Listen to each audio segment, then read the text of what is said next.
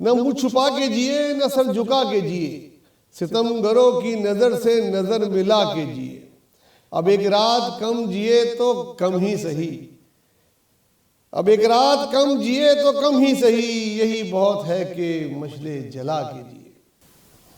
مارا گیا وہ شخص جو جینے پہ تلا تھا۔ میں ہوں نوید زبیری اور آپ دیکھ رہے ہیں سچویشن روم۔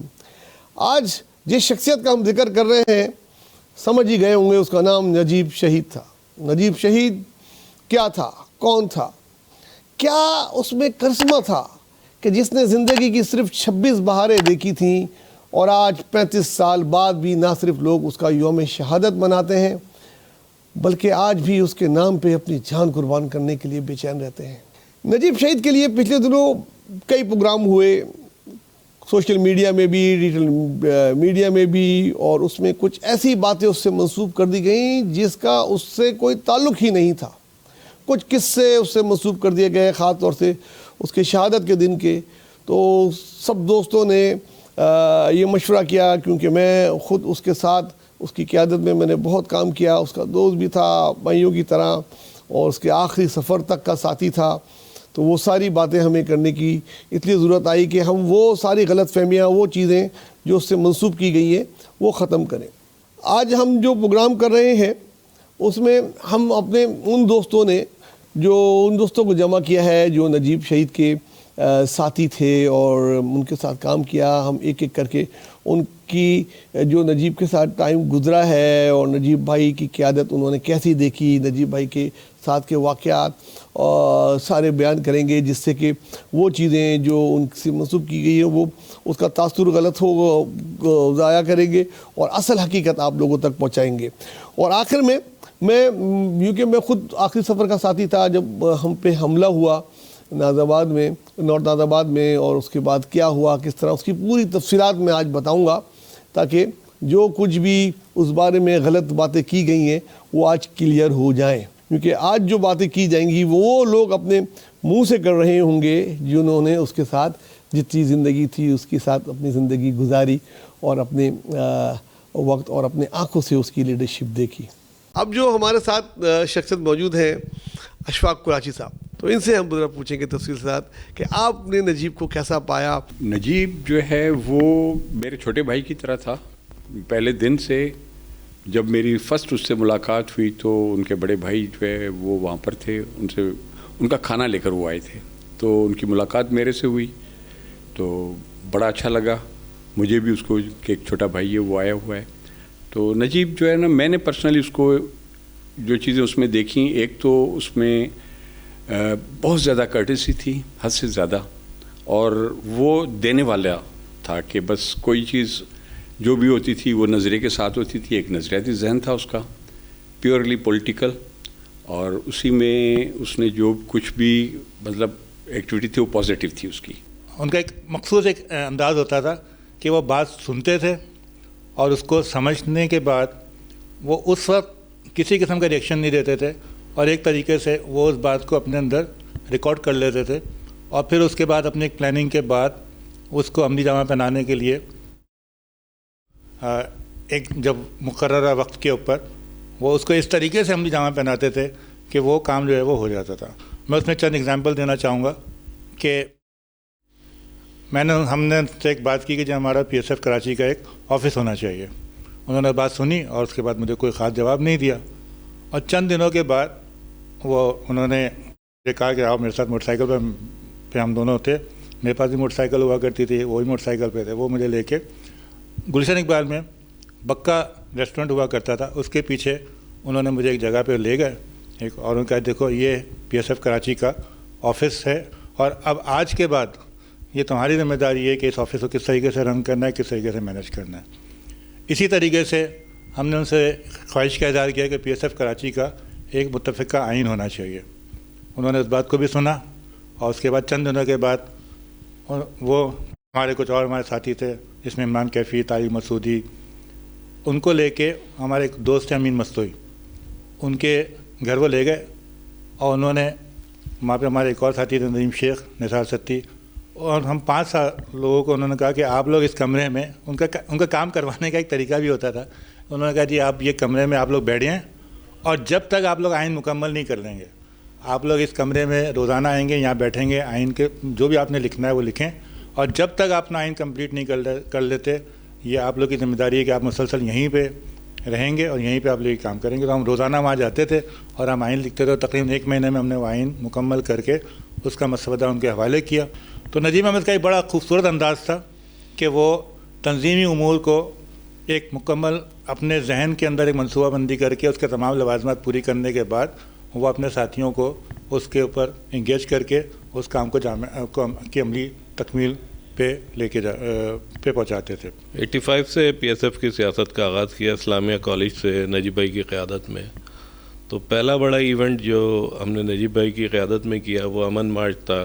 کراچی یونیورسٹی کے اندر ڈیسائیڈ ہوا کہ طلباء کے لیے ایک امن مارچ کرنا ہے، تو اس میں اسلامیہ کالج سے ہم لوگ شامل تھے، آدم جی کالج سے سعود وغیرہ ہمارے ساتھ تھے، ہم سب نے اس مارچ میں حصہ لیا۔ وہ بہت کراچی کے لیے ایک تاریخی مارچ کہلاتا تھا۔ اس سے پہلے طلباء کے لیے کوئی ایسی ریلی نہیں نکلی تھی کبھی بھی، نہ کوئی ایسا مارچ ہوا تھا، وہ ہم نے نجیب بھائی کی قیادت میں کیا۔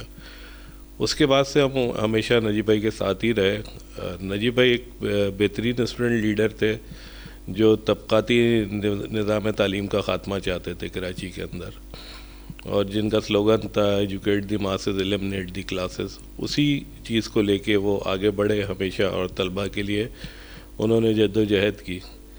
نجیب بھائی کی قیادت کی سب سے بڑی جو چیز تھی وہ یہ تھی کہ نجیب بھائی یہ سمجھتے تھے کہ اور یہ جانتے تھے کس لڑکے سے یا کس سے کہاں پہ کیا کام لینا ہے، جس کو یہ کہا جاتا ہے right man for right job, تو وہ یہ سمجھتے تھے اور اسی طرح وہ لوگوں سے کام لیتے تھے، اور کس سے کیا کام لینا ہے۔ ان کی قیادت کی سب سے بڑی خوبی یہ تھی کہ انہیں پتہ تھا۔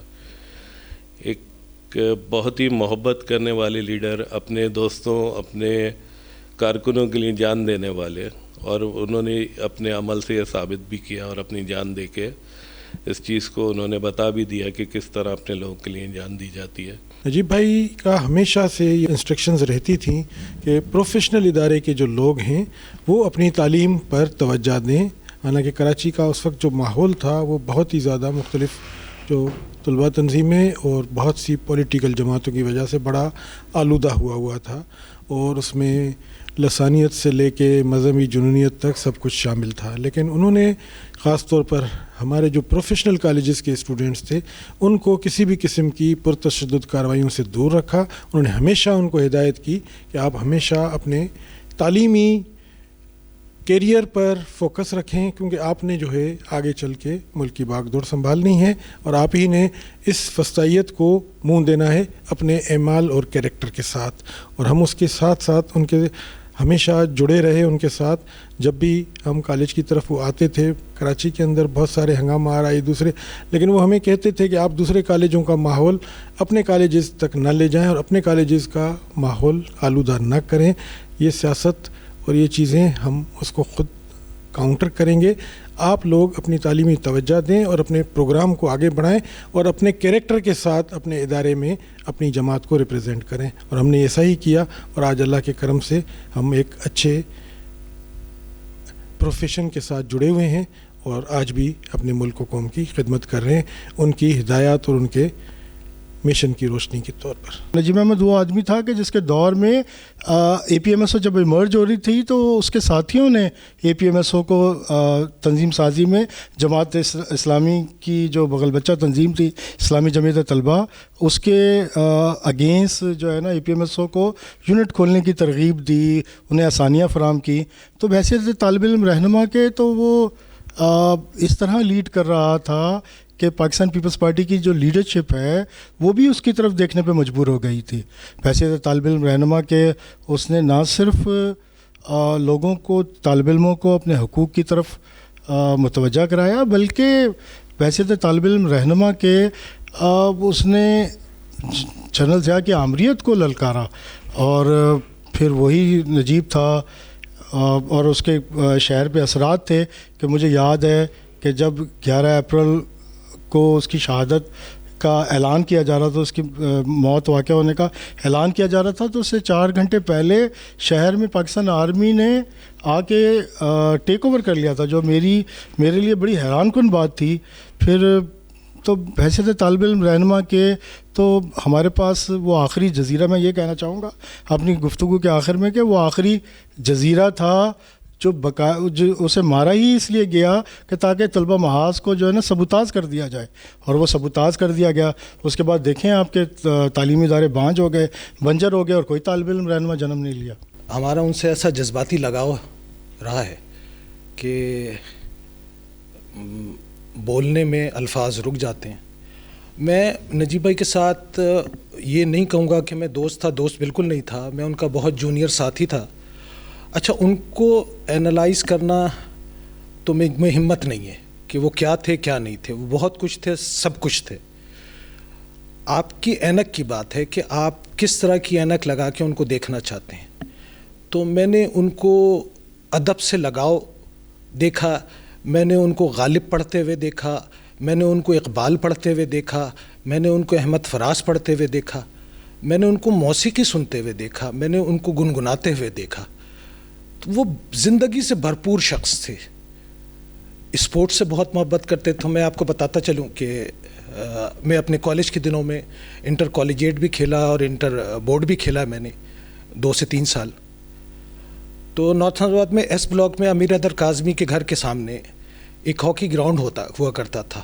تو وہ یہ جانتے تھے کہ صبح فجر کے بعد ہم پریکٹس کرتے ہیں۔ تو وہ مجھ سے محبت تھی، اسپورٹ سے محبت تھی۔ تو وہ 2 سے 3 دفعہ اس گراؤنڈ پہ ہماری پریکٹس دیکھنے آئے اور ہمارے ساتھ بیٹھ کے چائے پی، ناشتہ کیا۔ اور بہت سارے ایسے کھلاڑی جن کے پاس ہاکیاں نہیں تھیں، شوز نہیں تھے، تو وہ انہوں نے اپنی محبت دکھائی اسپورٹ سے۔ تو میں تو ان کو ایک بہت عمدہ انسان سمجھتا ہوں، قائد سمجھتا ہوں، طلباء کا ایک عظیم لیڈر سمجھتا ہوں، بہترین سیاسی کارکن سمجھتا ہوں۔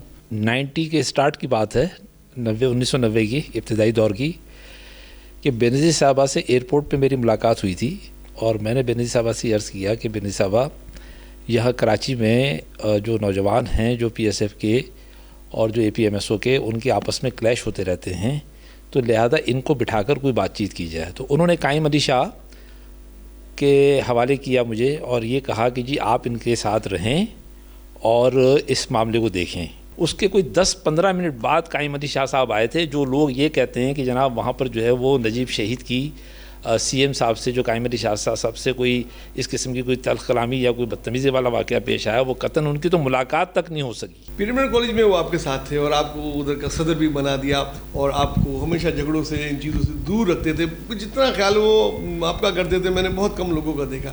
تو کبھی جھگڑوں میں ایسا تو واقعہ کوئی ہوا کہ جھگڑے ہوں، انہوں نے آپ کو بالکل سیو کر کے نکالا؟ ایسا ہوا، کافی دفعہ تنظیموں سے جھگڑے ہوتے تھے تو وہ اوائڈ کرتے تھے، کہتے تھے کہ ریاض اس سے دور رہنا، اس لیے کہ آج جھگڑے ہو رہے ہیں، کل تمہیں واپس اس میں جانا ہے، پھر ملنا ہے، انہی لوگوں کے ساتھ اٹھنا بیٹھنا ہے۔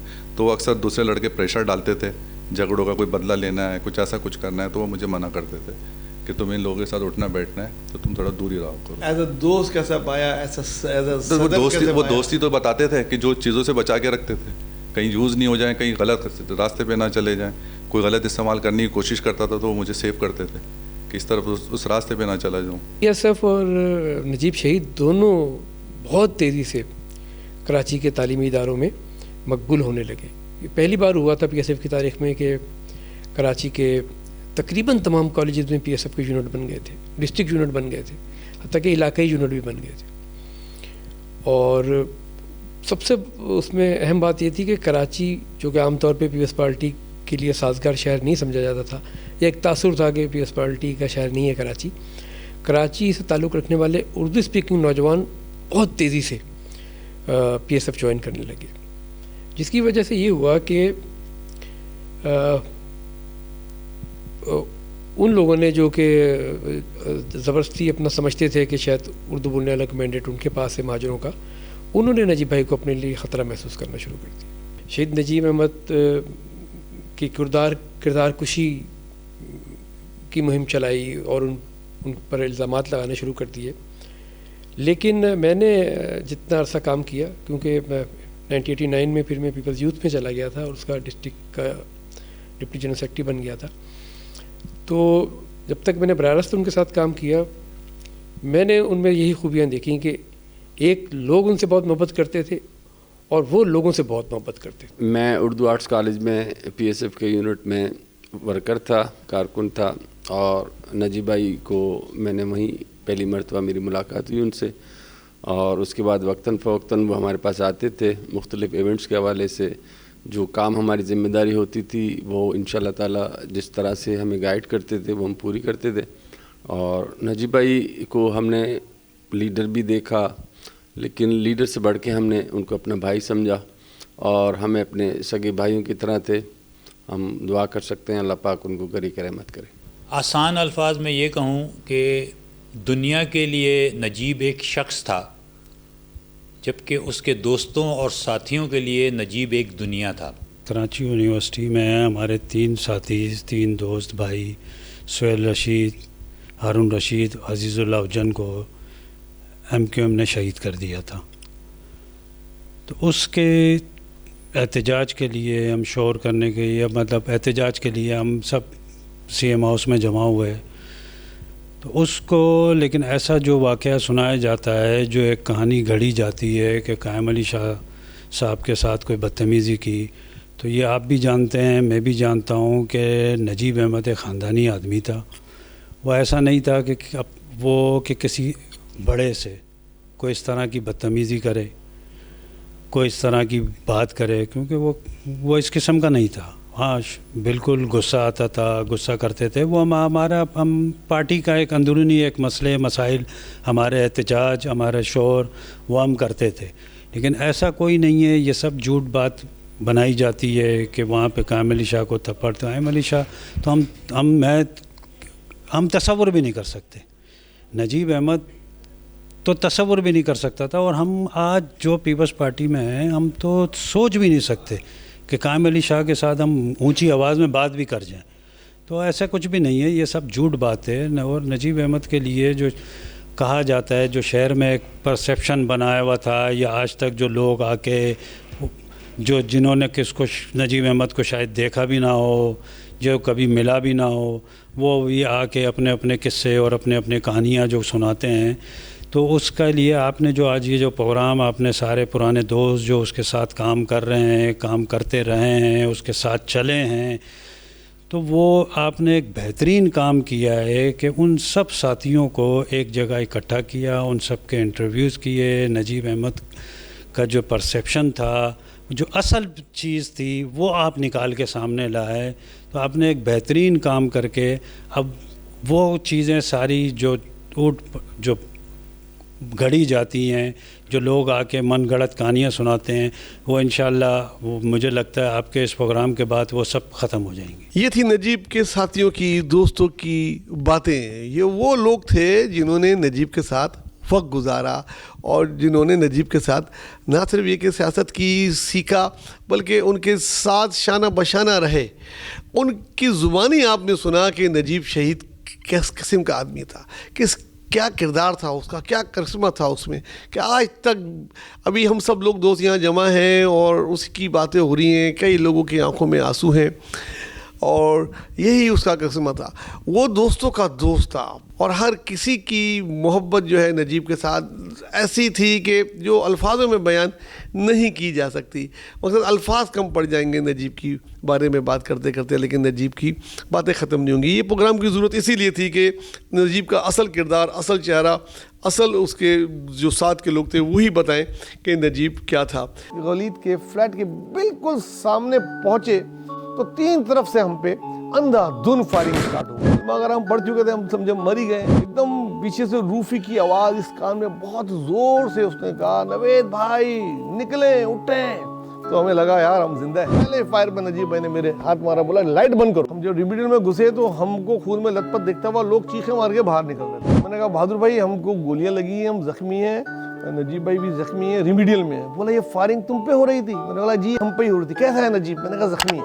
بولا بس رکھو فون رکھا ہے, اور میرے خیال میں اڑتے ہوئے آئے ہوں گے. ہزاروں لڑکے جو ہے بائکوں پہ, گاڑیوں میں, ایک بہت بڑے جلوس کی شکل میں وہ آغا خان سے نکلے. اور اس کے بعد میں نے ڈرائیور کو اپنی زبان میں سمجھایا کہ ادھر سے جانا ہے. وہ مار کے بھی شرمندہ ہے اور وہ شہید ہو کے بھی زندہ ہے.